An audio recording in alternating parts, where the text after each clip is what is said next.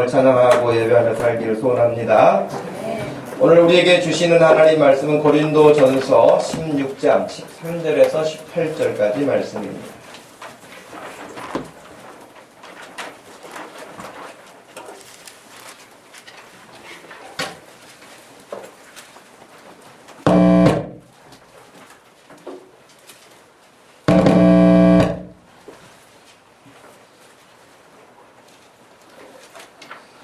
고린도전서 16장 13절에서 18절 말씀 찾으셨으면은 우리 한 목소리로 말씀을 읽겠습니다.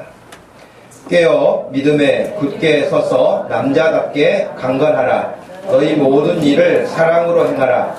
형제들아, 스데바나의 집은 곧 가야의 첫 열매요 또 성도 섬기기로 작정한 줄을 너희가 아는지라. 내가 너희를 권하노니 이 같은 사람들과 또 함께 일하며 수고하는 모든 사람에게 순종하라. 내가 스데바나와 부드나도와 아가이고 온 것을 기뻐하노니 그들이 너희의 부족한 것을 채웠습니다. 그들이 나와 너희 마음을 시원하게 하였으니 그러므로 너희는 이런 사람들을 알아주라. 그래도 읽고 싶으시면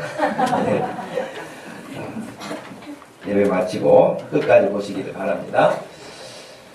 모든 일을 사랑으로 행하는 교회라고 금년에 우리가 표를 정했는데요. 특별히 14절에 너희 모든 일을 사랑으로 행하라고 이렇게 말씀하셨습니다.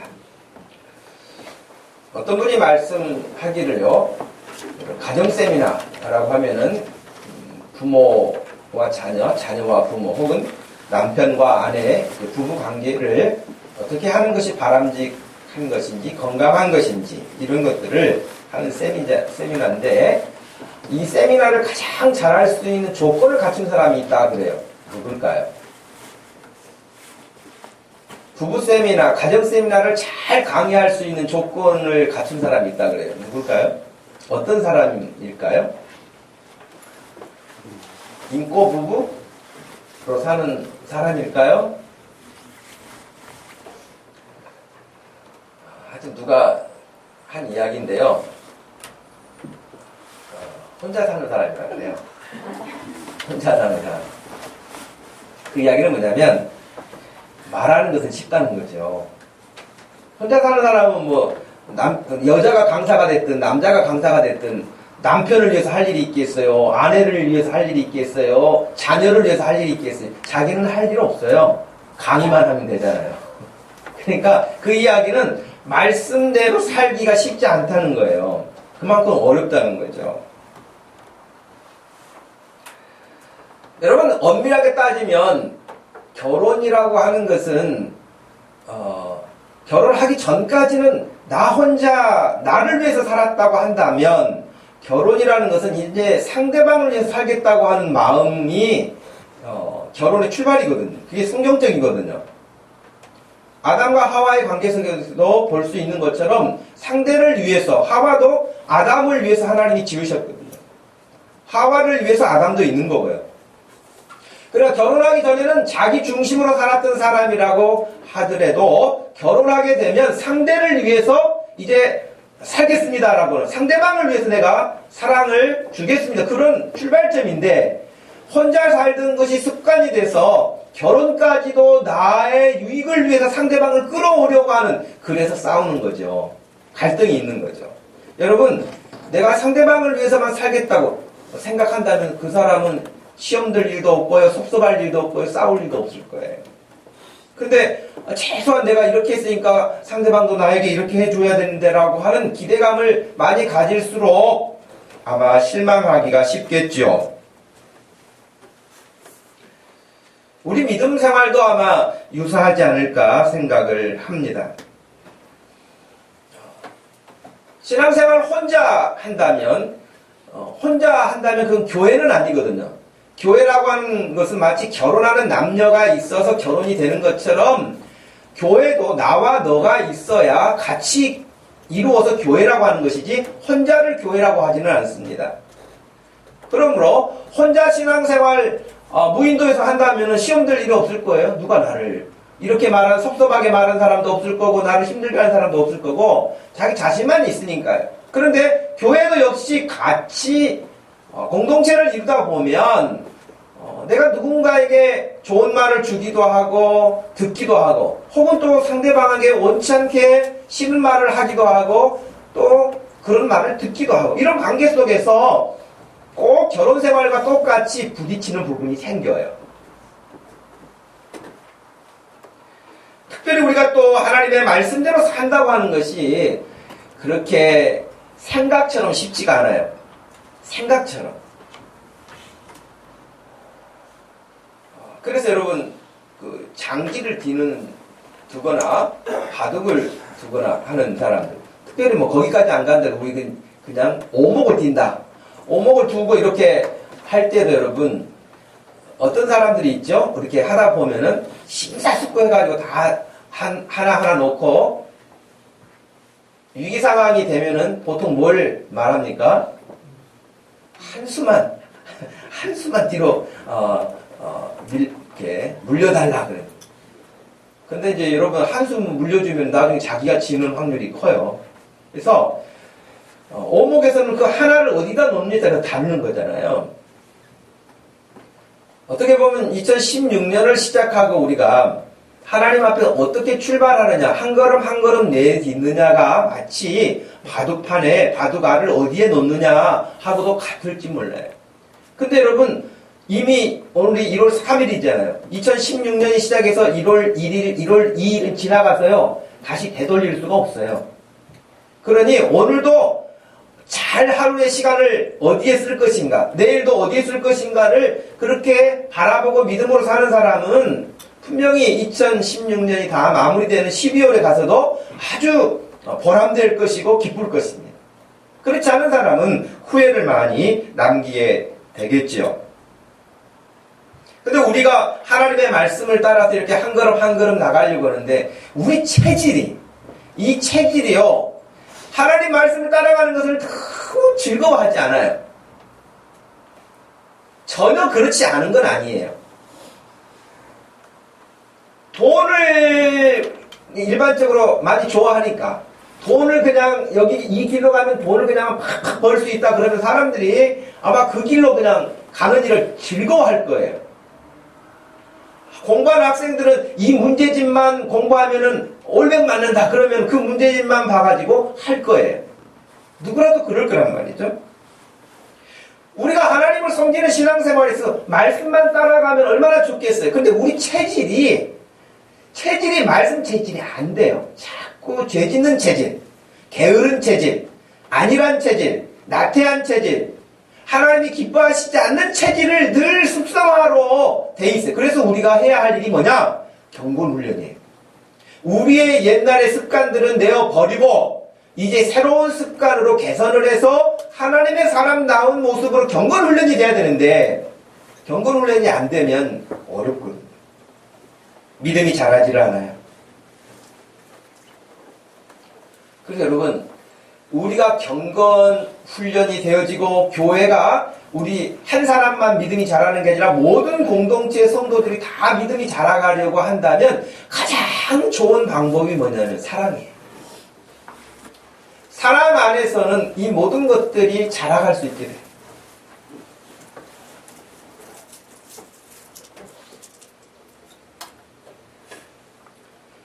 근데 여러분, 사랑한다는 것도 쉬운 일이 아닌데 사랑을 잘 할 수 있는 방법이 있어요. 사랑하는 것 쉽지 않은 일이에요. 그런데 그걸 잘 할 수 있는 방법이 있는데요.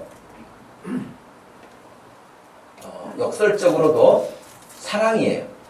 사랑을 잘 할 수 있는 방법은 사랑하는 거예요.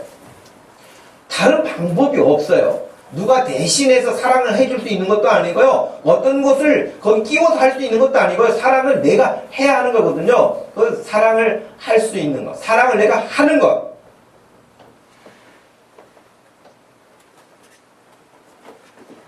성경 여러분, 진짜 사랑 때문에 시간 간 줄 모르고 그 사랑에 빠져서 살았던 한 사람을 찾으라고 한다면 야곱일 거예요. 그죠? 창세기 29장에 보면 외삼촌 라반의 집에 가가지고 열심히 일했다고요. 열심히 일했다고요. 근데 그 중에 언니 레아도 있고 동생 라헬이 있었는데 언니는 이렇게 시력이 안 좋아서 그렇게 야곱의 눈에 예쁘게 보이지 않았는가 봐요. 여러분 시력이 안 좋은 사람들이 약간 얼굴을 이렇게 찌푸리기도 하고 막 그런 게 있잖아요. 그래서 그랬는지. 근데 라헬은 눈도 좋고 얼굴도 예쁘고 아마 굉장히 그 성품도 유쾌하고 막 그랬지 않았을까 싶어요. 근데 야곱의 마음에 정말 라헬이 마음에 딱 든 거예요. 라헬만 보고 있으면요 일할 맛이 나는 거예요, 한마디로. 그래가지고 열심히 일해서 이제 삼촌한테 자기가 일한 대가를 좀 이렇게 달라고 하니까 뭘 해주기를 원하느냐. 라헬을 자기가 아내로 삼고 싶다. 아내로 삼고 결혼하고 싶다. 라헬하고 결혼하고 싶다. 그러니까 애삼촌이 그래? 그럼 그렇게 하지. 하고요. 근데 조건이 있다. 그 무슨 조건입니까? 7년을 열심히 일하는 걸 보고 내가 딸을 내가 주겠다. 그런 거예요. 그랬더니 야곱이 7년을 일했는데 성경 여러분 창세기 29장 20절 말씀에는요. 야곱은 라헬을 위해 7년을 일했습니다. 그렇지만 야곱이 그녀를 사랑했으므로 그 7년은 단지 며칠처럼 느껴졌습니다. 그렇게 현대인 성경에 번역을 했어요. 7년이 며칠처럼 느껴졌다는 거예요.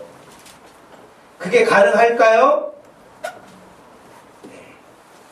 가능합니다 라고 하는 사람은 사랑을 해본 사람이겠고 그런 사랑이 어디 있겠어요 하는 사람은 사랑을 못 해본 사람이겠죠. 근데 어찌됐든 야곱은요 7년을 수일처럼 지낸다 그랬어요. 여러분 이런 사랑하며 살 수 있기를 바랍니다. 정말 주님을 사랑하는 일에도 열심히 정말 주님 사랑하는 마음 때문에 하고 보면은 벌써 시간이 이렇게 갔구나 하고 시간이 막 지루하거나 힘들거나 그렇게 느껴지지 않는 사랑하게 되면 야곱과 같이 하나님을 섬길 수가 있어요. 사랑이 힘든 게 아니라 사랑하면 오히려 다른 힘든 일을 이길 수 있는 거예요. 사랑은 너무 귀한 것이죠. 7년 여러분 왜 그렇게 짧았겠어요? 며칠처럼 됐겠어요? 얼마나 그 긴 시간일 수도 있고요. 고통과 고난과 힘듦과 짜증과 스트레스와 이런 것들이 왜 없었겠어요? 그런 것들이 많이 왔겠지만 그런데도 불구하고 라헬을 생각하면은 넉넉하게 이길 수 있는 거예요. 우리가 우리 주님을 생각하면서 그렇게 넉넉하게 이길 수 있는 마음이 없을까요? 나를 그토록 사랑해 주시고 나를 위해서 자기의 모든 것들을 헌신하고 십자가에서 죽기까지 하시고 죽기만 하신 게 아니라 부활하셔서 우리에게 살아있는 산 소망을 주신 예수님, 그런 예수님이 나를 지금도 지켜주시고 나를 지금만이 아니라 영원토록 함께 하시겠다고 하는 영원한 나의 목자가 되어주시겠다, 보호자가 되어주시겠다고 약속하신 예수님을 우리도 야곱이가 라헬을 사랑한 것처럼 주님을 그렇게 사랑하면서 살 수는 없을까요? 저는 그래서 여러분 요한복음 21장에 보면 예수님이 베드로에게 네가 나를 사랑하느냐고 물으시잖아요. 3번이나. 그것은 베드로에게 고통을 주기 위한 것이 아니라 이와 같은 맥락에서 이해해 보려고 한다면 베드로가 예수님을 사랑하는 마음이 있다면 정말 십자가에 거꾸로 매달려 죽는다 할지라도 그는 행복할 거예요. 사랑 때문에. 사랑 때문에 그런 거예요.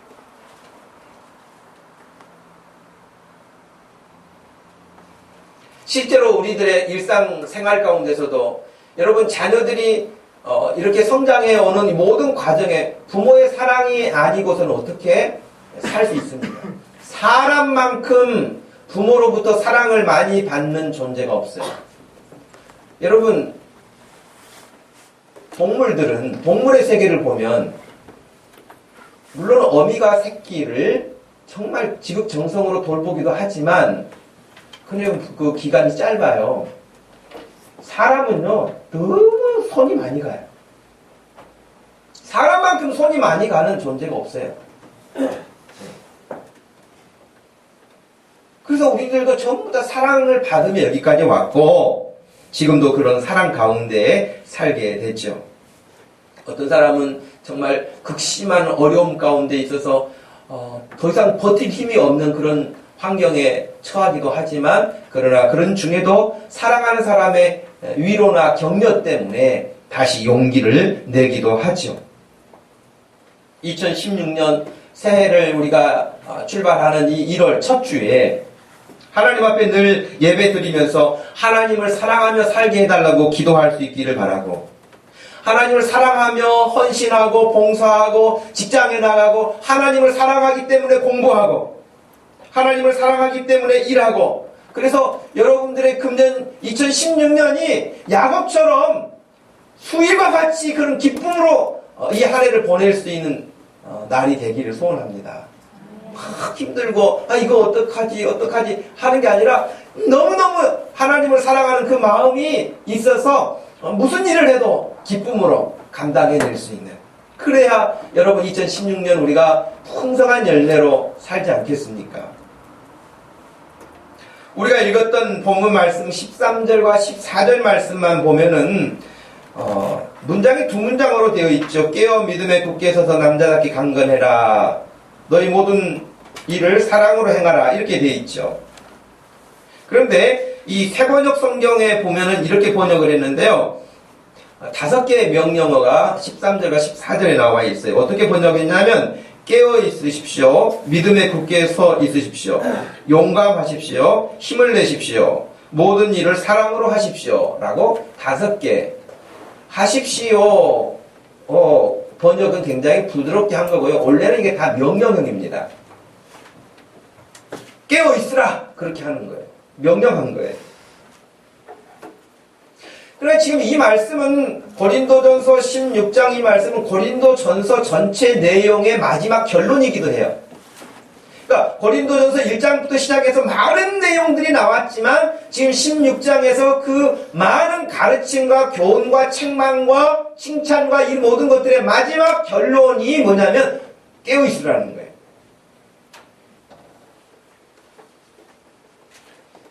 사람들이 가끔 그런 이야기 하잖아요. 초대교회로 돌아가자. 초대교회. 여러분 초대교회로 돌아가자라고 했을 때 이 초대교회 중에는 예루살렘 교회만 있는 게 아니고 지금 고린도 교회도 사실은 초대교회에 해당하거든요. 그런데 엄밀하게 더 생각한다면 초대교회는 분란이 일어나기 전 성령 충만했을 때의 예루살렘 교회가 아마 모범이 될 거예요. 만약에 초대교회로 돌아가자 라고 했을 때 고린도 교회로 돌아가자 그런 말은 들어본 적이 없거든요. 왜냐하면 고린도 교회는 문제가 많은 교회 가운데 하나였어요.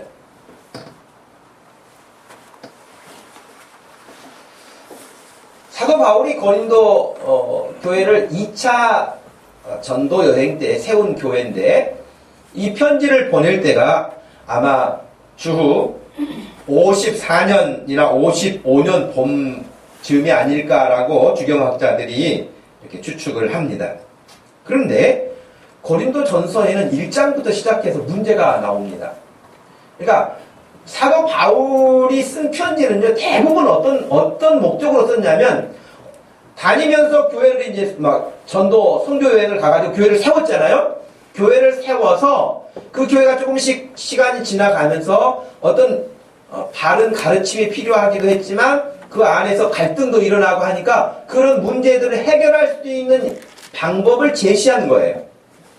갈라디아서, 에베소서, 빌립보서, 골로새 다 마찬가지고요. 고린도 전서, 후서도 마찬가지예요. 고린도 교회의 어떤 문제를 해결할 수 있는 방법을 제시한 것이 고린도 전서거든요. 그런데 고린도 전서 1장에 보면은 벌써 어떤 일이 먼저 생기냐면은 분파가 있었어요. 교회 안에 갈등이 있었어요. 나는 바울파다. 나는 베드로파다. 나는 아볼로파다. 그러니까 또 한 사람들이 어떤 그룹이 있었어요? 나는 예수파다. 그래서 나는 예수 그리스도파다. 그래서 교회 안에 파벌이 있어요. 파벌. 그래가지고 누가 더 크다, 누가 더 높다, 누가 더 유명하다, 누가 더 능력이 있다 이런 식의 파벌이 있으니 교회 공동체가 얼마나 불편했겠어요. 이렇게 반갑게 악수했는데 아, 이 사람 바울파네, 나는 베드로파인데. 아, 얘는 또 아볼로파네. 그러니까 가깝게 하지 않고. 이런 일들이 지금 1장부터 시작한단 말이에요. 그런 일만 있는 줄 아세요? 성찬식이 있는데, 성찬식 때도 성찬식을 거룩하게 행하는 게 아니라 잘못 이해해가지고 성찬식에 빵하고 포도주 가지고 와가지고 잔뜩 먹고 마셔가지고 예배 시간에요. 포도주를 많이 마셔가지고 취한 사람이 있었어요. 고린도 교회가. 근데 그 당시는 노예도 있던 시대, 노예도 예수님을 믿는 사람들이 있었고요. 주인도 예수님을 믿는 사람들이 있었단 말이에요. 근데 고린도 교회 안에는 그런 우리나라 옛날로 식으로 말한다면은 주인이 있고 머슴이 있는 그런 거예요. 근데 머슴들은 아무래도 늦게 오잖아요. 일하다 오니까. 주인들은 먼저 와요. 부자니까. 여유를 가지고 와요. 그래가지고 자기들이 먼저 와가지고 포도주 한 병씩 가지고 와서 잔뜩 먹고 취해가지고 예배 시간에 눈이 그냥 다 풀려가지고 저 뒤에서 그냥 헛소리하고 앉아있고 그러면 그 교회가 어떻게 되겠어요? 그러니 바울이 그런 사람들에게 질서 있게 해야 되고 너희가 먹을 데가 없어서 교회 와가지고 그런 짓을 하냐? 라고 책망했던 거예요. 이런 문제만이 아니고 막 성도들끼리 이제 막 싸워가지고 어떻게 했냐면 여기 남부법원 여기 옆에 있는데 법원에 가가지고 이제 막 재판을 서로 김집사하고 이집사하고 재판 가가지고 막 증인 서로 세워가지고 이 꼴이 무슨 꼴이냐 지금 바울이 말한 거예요. 근데 이런 문제가 다 어디 있었냐? 고린도 교회가 그런 일을 했단 말이에요. 그래 그런 거 뿐만 아니라 어떤 사람은 막 자기가 방언한다고 막 얼마나 막 떠들고 방언을 해. 뭐 이렇게 예배를 드리고 있으면은 저 뒤에서 그냥 한 사람이 일어나가지고 막 뭐라고 떠들고 자기가 지금 하나님께 계시를 받았다 막 그러면서 떠드는 거예요. 그러니까 너만 받았냐 나도 받았다 이쪽에도 또 한 명이 막 떠드는 거예요. 그러니까 막 머리골치가 아픈 교회야 한마디로. 그래서 지금 그런 것들 다 가르쳤단 말이에요. 예배 시간을 어떻게 한다, 성찬식은 어떻게 한다, 교회 안에 질서는 어떻게 세워야 된다, 다 가르쳐. 그리고 마지막 결론이 지금 16장 우리가 읽었던 본문 말씀이에요. 그래서 오늘 말씀에 보면은 몇 가지로 정리할 게 있는데 제가 7가지로 오늘 내용에서 명령어 7가지를 찾아봤어요. 첫 번째는 깨어있으라.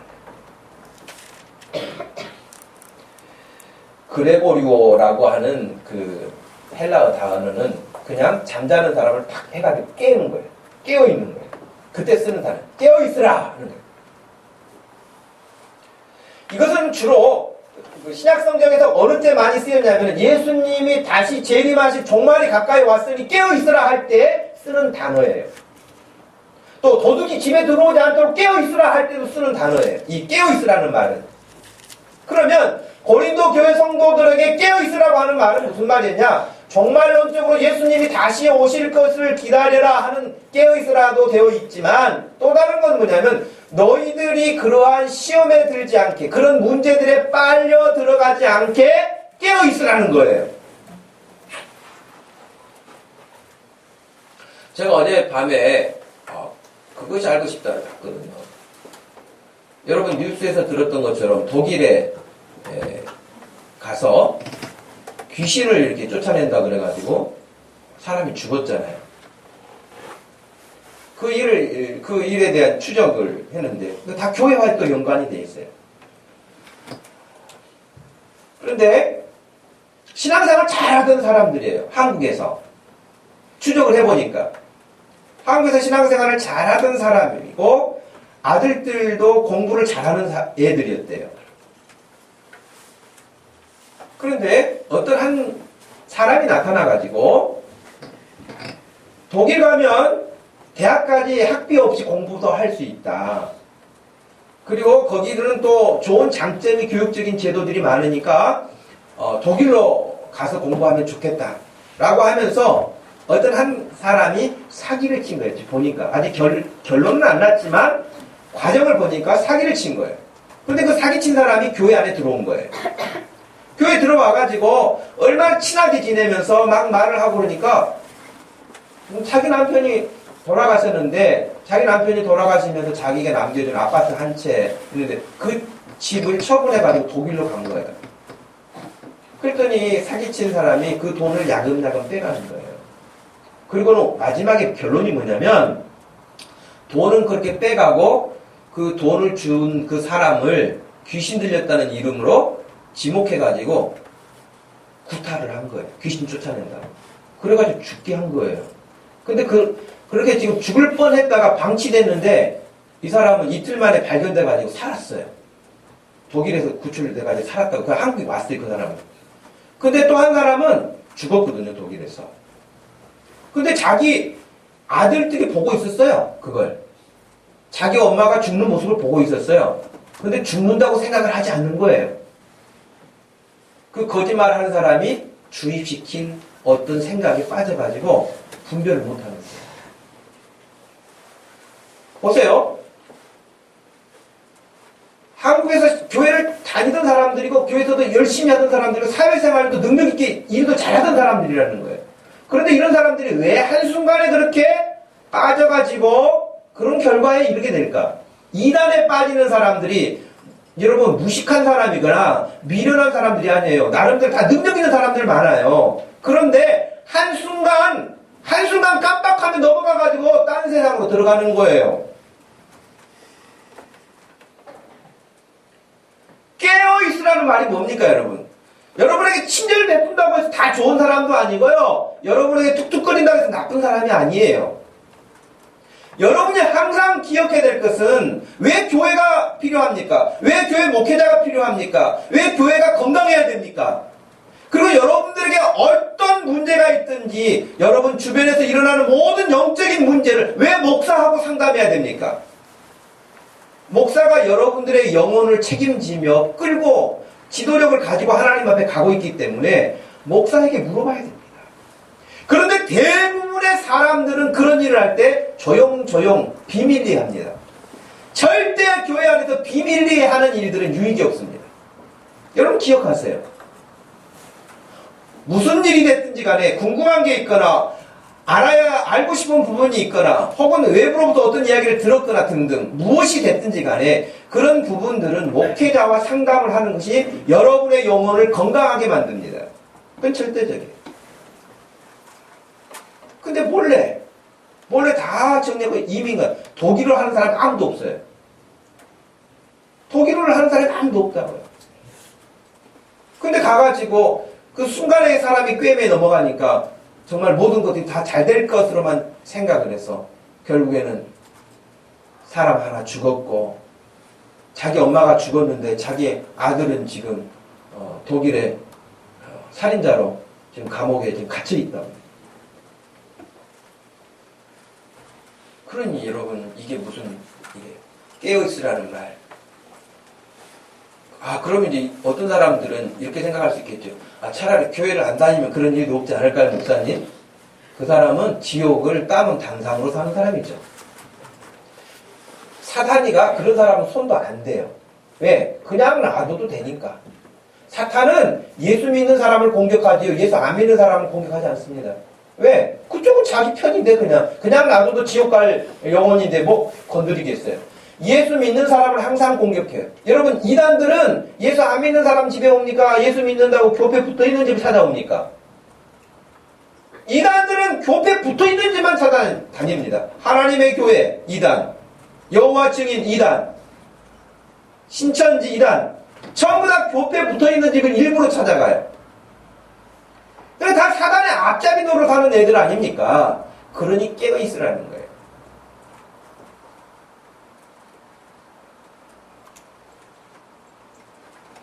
데살로니가전서 5장 6절 말씀에서도 그러므로 우리는 다른 이들과 같이 자지 말고 오직 깨어 정신을 차릴지라 영적으로 잠들어 있지 말라 이 말이에요. 그러니까 예배 시간에도 참 올해 새해 첫 주일인가라 그런지 조는 사람이 하나도 없네요. 너무 감사한 일이에요. 진짜 예배 시간에 와서 여기 와서도 조는 사람이 있다면 그럼 목사가 뭐 설교를 잘하고 못하고 이 관계를 떠나서 너무너무 답답하다는 거예요. 영적으로. 영원히 잠들어 버린다면 어떻게 되겠어요? 깨어있으라. 골로새서 4장 2절 말씀에 기도를 계속하고 기도에 감사함으로 깨어있으라. 베드로전서 5장 8절 말씀에 근신하라 깨어라 너희 대적 마귀가 오는 사자같이 두루 다니며 삼킬 자를 찾나니 그랬어요. 삼킬 자를 찾는다는 거예요. 사탄의 유혹과 침투를 막기 위해서 이단의 가르침을 분별하기 위해서 깨어있으라고 말하고 있는 것입니다.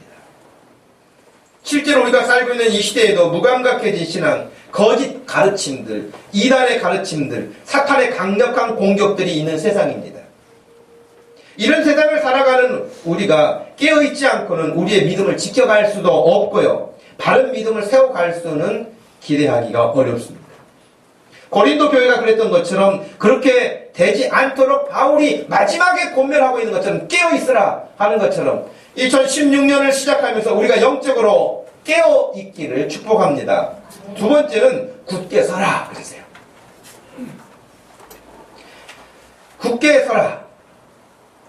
스테게테라고 하는 이 단어를 썼는데 이 단어는 현재 진행형으로 되어 있어요. 현재 시제로 되어 있어요. 문법상을 보면 그러니까 어느 한때만 믿음에 굳게 서 있는 것이 아니라 지금 그렇게 믿음에 굳게 서라는 거예요.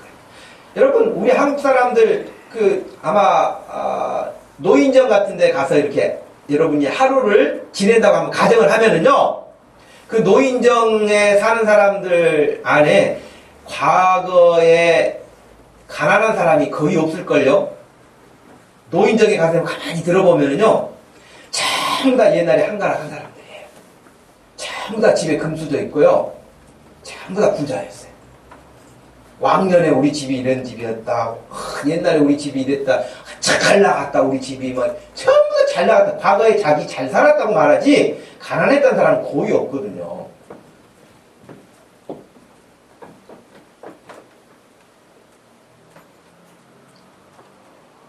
믿음도 마찬가지인 거예요.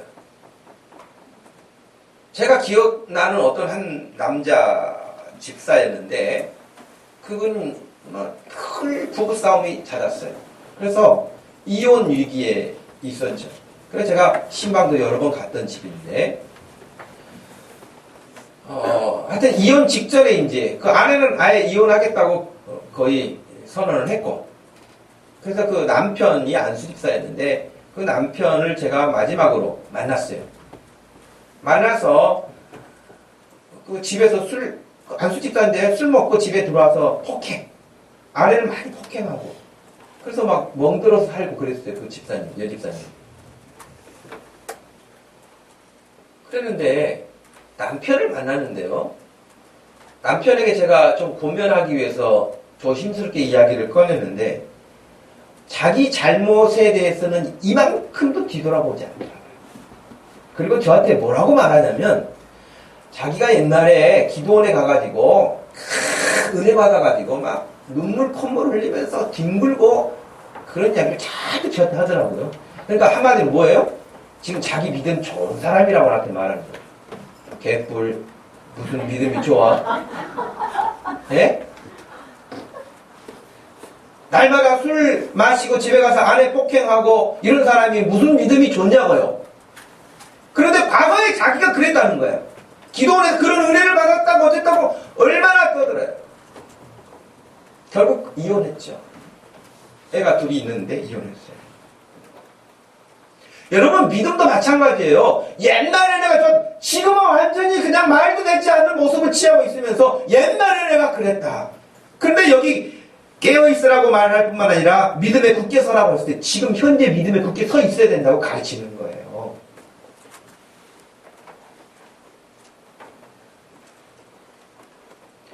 여러분 우리가 믿는 믿음이라는 것, 바른 가르침을 받아서 그 가르침에 굳게 서가는 것, 세워져 가는 것, 이런저런 환경을 만나면 그때그때 달라지는 믿음이 아니고 변함이 없는 그 모습 그대로예요. 여러분 금반지는 쌀자루 안에 넣어놔도 금반지고요. 연탄창고 안에 넣어놔도 금반지는 금반지예요. 연탄창고에 들어간다고 해서 금반지가 동반지가 되는 게 아니에요. 변함이 없어요. 금반지는.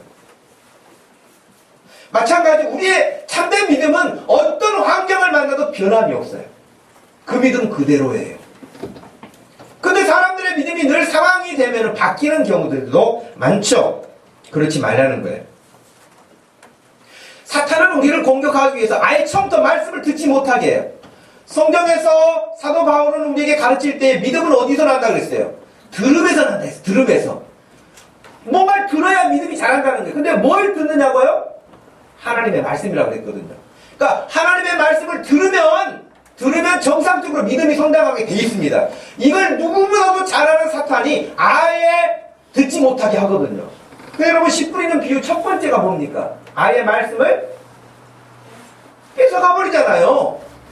아예 말씀을 듣기는 들어서 처음에 듣기는 들었는데 듣는 즉시로 가져가 버려서 지금 머릿속에 아무것도 남는 게 없어요.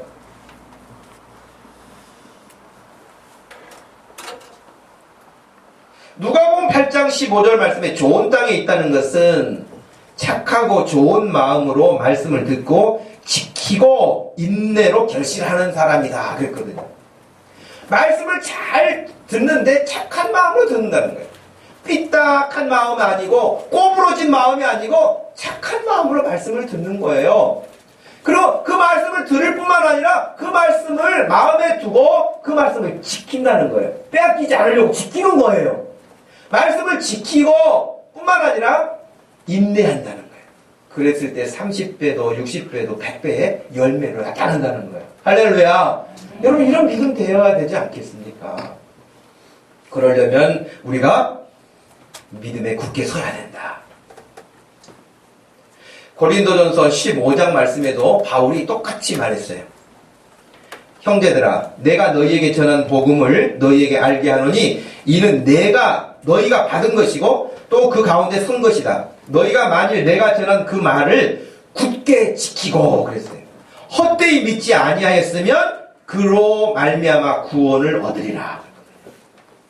분명히 내가 너희에게 전해주었던 그 말씀을 이렇게 저렇게 막 회파하고 나쁘게 말하는 사람도 있고 그럴 터인데 그렇지 않다. 내가 너희에게 전한 말씀을 마음에 굳게 지킨다면 헛되이 믿지 않는다면 구원을 받을 것이다.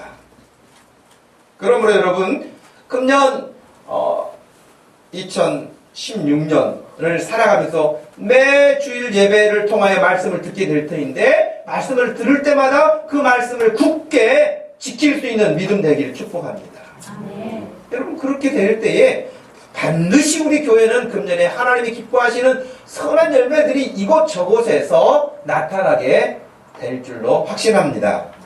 세 번째는 남자다워라 그런 거예요. 남자다워라. 남자답다는 것으로 남자답다 하는 것은 강건 어떻게 보면 한국 실정에서는요 여자다워라 그래야 말이 맞을지도 몰라요. 왜? 교회 안에 믿음 좋은 사람들이 여자분들이 많거든요. 그 여기서 말하는 것은 그런 의미 그런 여자의 의미가 아니라 남자가 강인한 어떤 그런 체력 조건을 가지고 있는 것처럼 그런 의미에서 남자답게라고 말했어요. 남자다워라는 말은 뭐냐면은 그렇게 흐지부지 유약한 믿음의 자세를 취하지 말고 강건해라. 든든해라. 그래서 여러분 강건하면 뭐합니까? 강건해서 뭐예요? 강건하면 쉽게 무너지지 않지요? 쉽게 무너지지 않을 뿐만 아니라 강건하면요 다른 사람을 보호할 수도 있어요.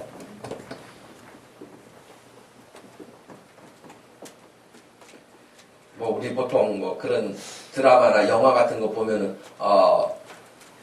여자친구하고 남자친구가 같이 이렇게 데이트 하는데 약간 불량기 있는 애들이 와가지고 건들고 그러면은 그때 멋진 남자는 어떻게 해야 되겠어요? 나 지금 집에 급한 일이 있어 가봐야 될 것 같아. 그러면서 네가 좀 잘 수습하고 와. 다 끝나면 연락해. 이러면 바로 그날로 끝나는 거 아니겠어요? 그런 남자 만나서 뭐 하겠어요? 피로 코피가 터져서 거기서 자기가 깨지는 한이 있을지라도 달려 들어가지고 하는 거 아니겠어요? 지혜를 써서 전략적으로 거기를 탈출하든지 아니면은 맞짱을 떠서 어떤 방법을 취하든지 뭐 해야 되지 않겠느냐고요. 근데 진짜 이제 영화 같은 데 보면 멋진 남자는 그냥 한 1대5, 1대6 같은 거는 간단하게 해치우잖아요. 먼지 털면서 그럼 얼마나 멋져 보이겠어요. 예? 그러니까 좀 믿음도 좀 강건해가지고 이제 비실비실한 사람들, 사탄의 공격을 받는 사람들, 이런 사람들도 딱 지켜줄 수 있는 그런 믿음이 돼야죠. 도망가는 믿음이 아니라. 로마서 15장 1절 말씀에 믿음이 강한 우리가 마땅히 믿음이 약한 자의 약점을 담당하고 그렇게 돼 있거든요. 그러니까 믿음 좋다고 떠들 건 아니고요. 믿음 좋은 사람은 연약한 아직 옛날 내 어렸을 때 믿음 같아.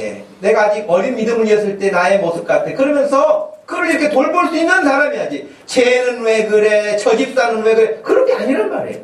믿음이 건강히 컸다면 약한 사람을 돌봐줄 수 있는 사람. 그런 사람이 되라고 말하는 거죠.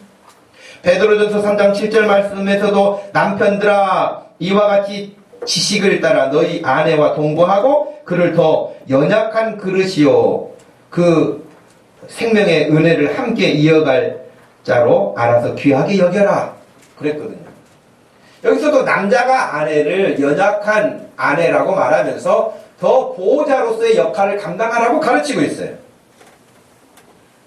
그래서 여러분 남자다운 좀 믿음이 남자다운 든든한 강건한 그런 사람이 되기를 바라고요. 네 번째 남자다워라 다음에 같이 동요로 쓰일 만큼인데 강건해라 하는 거예요. 강건해라. 이 말은 현대 번역에서는 힘을 내라 그렇게 번역도 했어요. 지치고 힘 빠지고 낙심날 만한 일들은 늘 있고 우리 곁에 다가오죠. 실망스럽고 이제 그만하고 싶다 하는 그런 어떤 유혹을 받을 만큼의 일도 있죠.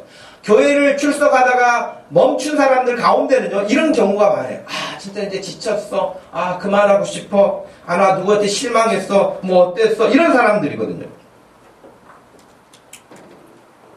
하지만 믿음의 사람, 하나님의 사람들, 구원받은 하나님의 백성들, 강건한 사람들,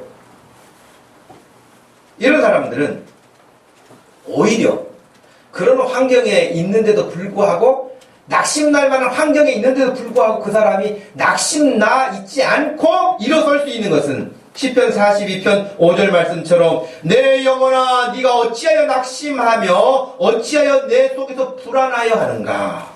너는 하나님께 소망을 두라. 그가 나타나 도우심으로 말미암아 내가 여전히 찬송하리로다. 할렐루야.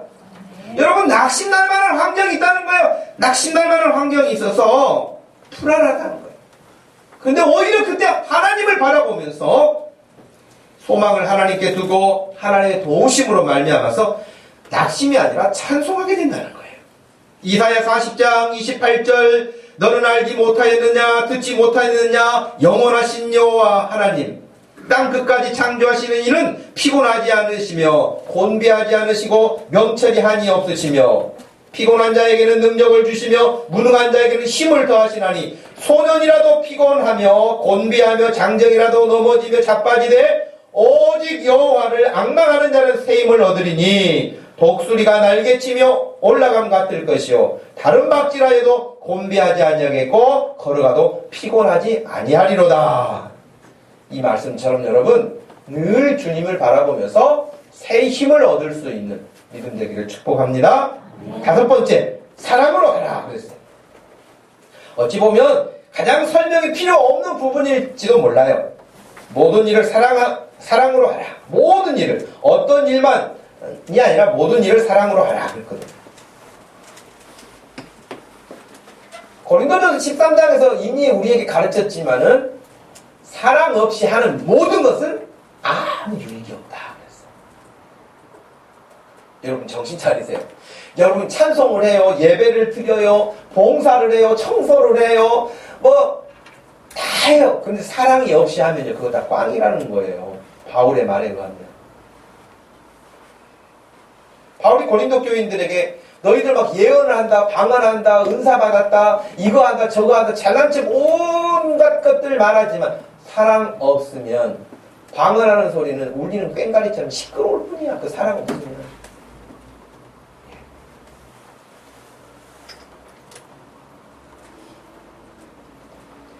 고린도전서 13장 1절 내가 사람의 방언과 천사의 말을 할지라도 사랑이 없으면 소리나는 구리와 울리는 꽹과리 시끄러울 뿐이라는 거예요. 내가 예언하는 능력이 있어 모든 비밀과 모든 지식을 알고 산을 옮길 만한 모든 믿음이 있을지라도 사랑이 없으면 내가 아무것도 아니다. 내가 내게 있는 모든 것으로 구제하고 또 내 몸을 불사르게 내어줄지라도 사랑 없으면 내게 아무 유익이 없다. 그렇게 말씀하셨거든요. 여러분이 열심히 했는데 헛수고가 됐다. 그러면 얼마나 허망하겠어요. 고린도 교회는 하나님께 받은 은사가 많았어요. 정말 하나님 주신 선물들이 많았죠. 다른 사람들이 경험하지 못한 것들을 경험한 것도 많죠. 그런데 마치 사랑 없이 하는 것은 다 유익이 없고 모래 위에 집을 짓는 것 같아서 다 무너지고 말 것이다. 여러분 2016년에 여러분이 작은 일이 됐든 큰 일이 됐든 다 사랑으로 행함으로 말미암아 헛되지 않고 더 선한 열매로 나타날 수 있기를 축복합니다. 우리나라 국어사전에서는요 사랑에 대한 정의를 내렸어요. 사랑이 뭘까? 사랑, 어떤 사람이나 존재를 몹시 아끼고 귀중히 여기는 마음, 그것을 사랑이라고 정의를 했고요. 어떤 사물이나 대상을 아끼고 소중히 여기거나 즐기는 마음, 또 남을 이해하고 돕는 마음, 또 그런 일을 사랑이라고 국어사전에서 정의를 하고 있어요. 근데 성경에서는 어떻게 정의할까요? 사랑에 대한 부분. 사도 요한은 요한 1서 4장에서 이렇게 말합니다. 사랑하지 아니하는 자는 하나님을 알지 못하나니 이는 하나님은 사랑이심이라. 사랑에 대한 정의가요 이렇게 나오는 게 아니라 성경에서는 하나님이 사랑이다. 하나님은 사랑이에요. 여러분 전달되셨나요? 뭐 여기 국어사전에서 이야기하는 것처럼 어떤 사람이나 존재를 몹시 아끼고 귀중히 여기는 마음 이런 설명이 아니라 하나님은 사랑이에요. 사랑은 하나님이에요. 성경에서는 그렇게 정의하고 있거든요.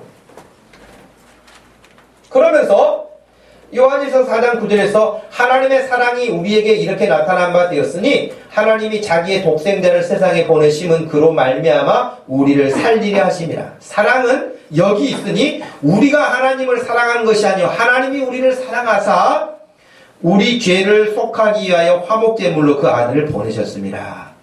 사랑하는 자들아 하나님이 이같이 우리를 사랑하셨은즉 우리도 서로 사랑하는 것이 마땅하도다.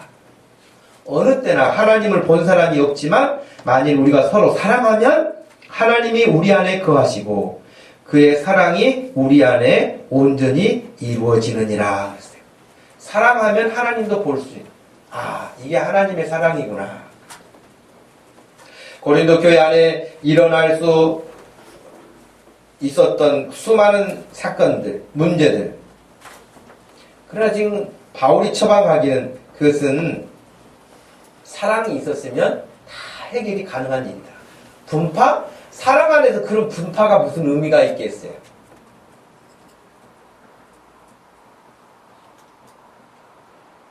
여러분 말씀드린 것처럼 포도주를 마시고 성찬식 흉내내면서 그렇게 취해가지고 있는 사람 사랑이 있다면은 우리 집에 노예 아무개도 이따 예배를 올 텐데 사랑이 있는 주인이라고 한다면 그 자기 종을 위해서 먹을 것도 남겨놓지 않겠어요? 기다리지 않겠어요?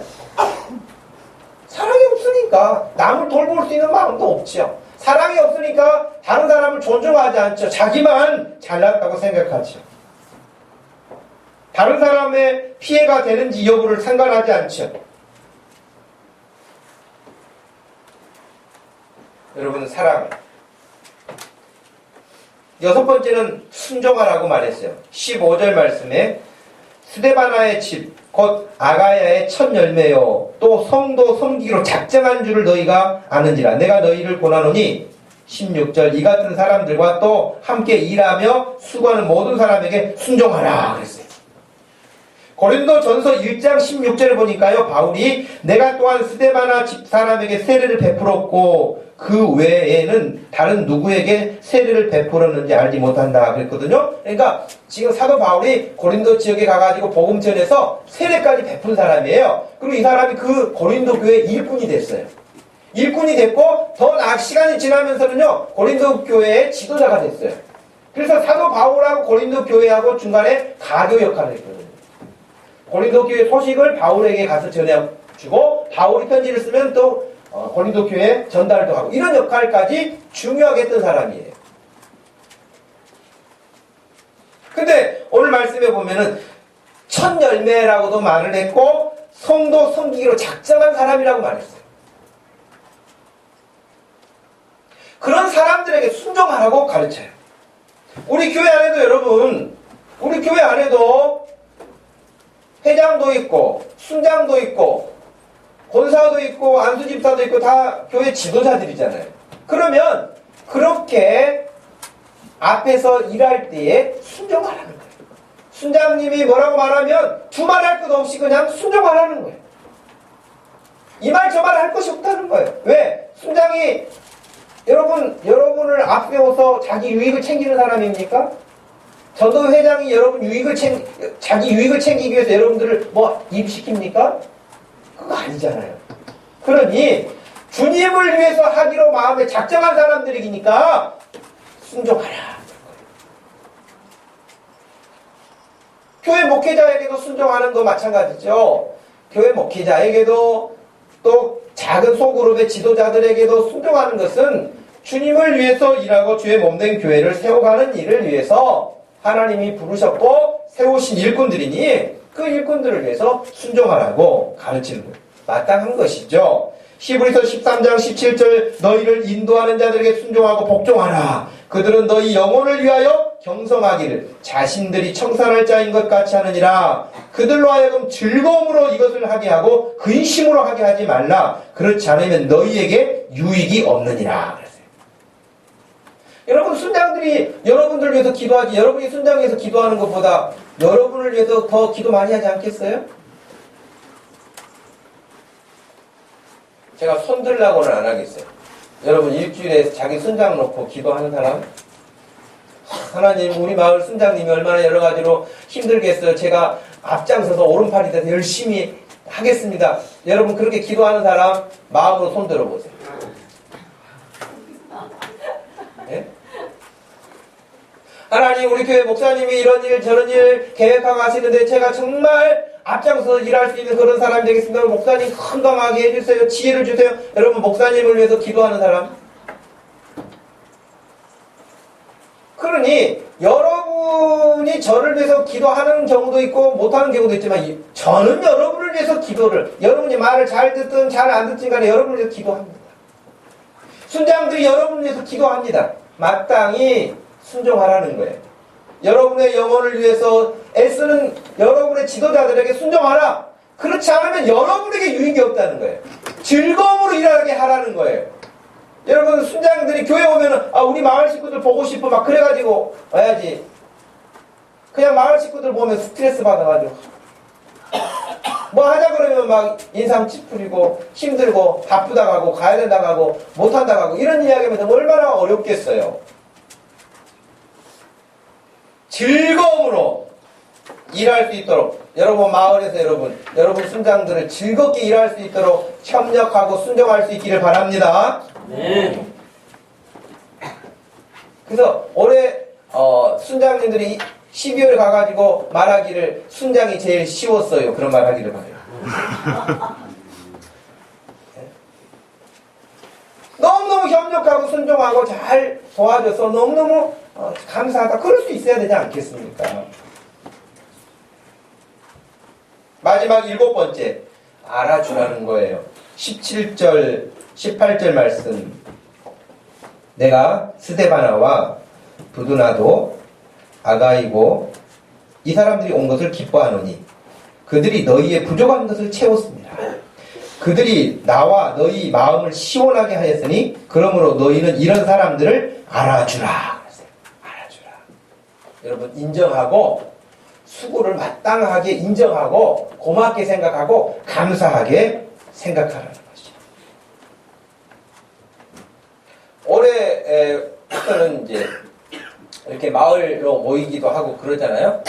그러면은 그 테이블에 앉으면은 식사하기 전에 꼭 식사 기도를 그 대표 기도를 테이블에서 한 명씩 돌아가면서 하려고 그래요. 여러분 밥 먹는 거 여러분 예배 드리고 나는데 밥이 하늘에서 뚝 떨어집니까? 어제부터 나와가지고 준비한 수고한 손길들이 있는 거예요. 그 손길에 감사해야 된다는 거예요. 당연한 게 아니에요, 여러분. 세상에 당연한 건 없어요.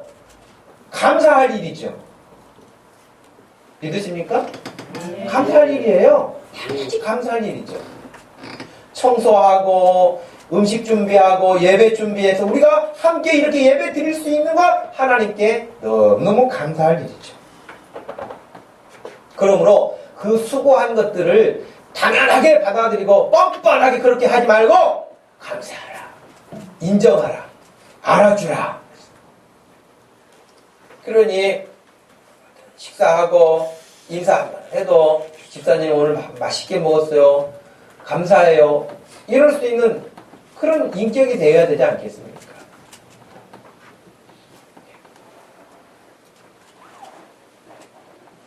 모든 사람들과의 관계 속에서, 가정에서도, 부모에게도, 부모님에게도 늘 감사합니다 할 수 있는 그런 자녀들.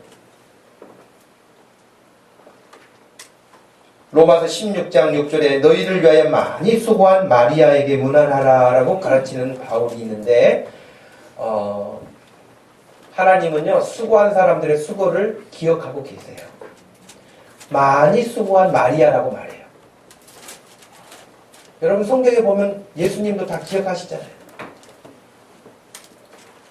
향유를 부었던 그 여인을 너희들이 책망하지 말라고 말씀하시면서 온 천하에 복음이 전파되는 곳에 이 여자가 행한 것도 기억해서 전하라.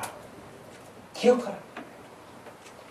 우리가 함께 주의 몸된 교회를 섬겨가면서 주님이 기억하시는 그런 사람이 있을 거예요. 정말 어렵고 힘들고 고달프고 그런데도 불구하고 주님을 사랑하는 마음으로, 교회를 사랑하는 마음으로 하는 모든 것들을 기억하고 계시는 주님. 많은 사람의 수고한 것들을 마땅하게, 당연하게 그렇게 지나치지 말고 늘 인정하고 알아주고 격려할 수 있는. 그래서 여러분 2016년에 모든 일을 사랑으로 하는 우리 교회가 되고 우리들의 믿음이 돼서 여러분 금년에 여러분의 삶이 더 주님 안에서 풍성한 삶이 되기를 바라고 우리 교회가 주님을 더 크게 기쁘시게 하는 일에 쓰임받기를 소원합니다. 하나님 아버지 고맙고 감사합니다. 오늘 저희들에게 귀한 날 새해 첫 주일을 하나님께 드리면서 하나님 오늘 말씀하신 것과 같이 모든 일을 사랑으로 행하는 믿음 되게 하시고 마을 되게 하시고 교회 되게 해주셔서 금년에 가는 곳마다 사랑의 선한 열매가 더 풍성하도록 하나님 축복하여 주옵소서. 하나님 오늘 말씀 7가지를 생각했는데 마음에 잘 새겨서 이 말씀들이 열매로 나타나서 풍성한 마을 되고 가정 되고 우리 교회 되기를 예수님의 이름으로 기도합니다. 아멘. 다 같이 자리에서 일어나셔서 사랑 찬양.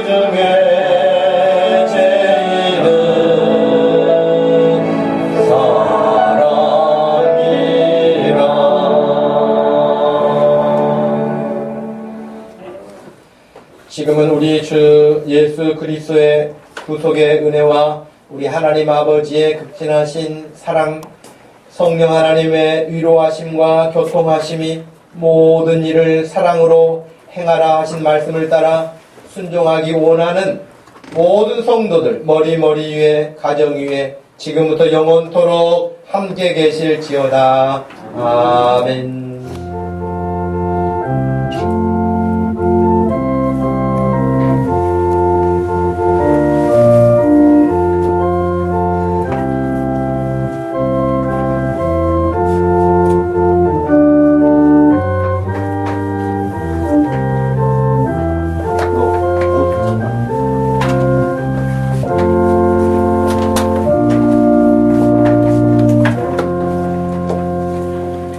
주일학교는 요하실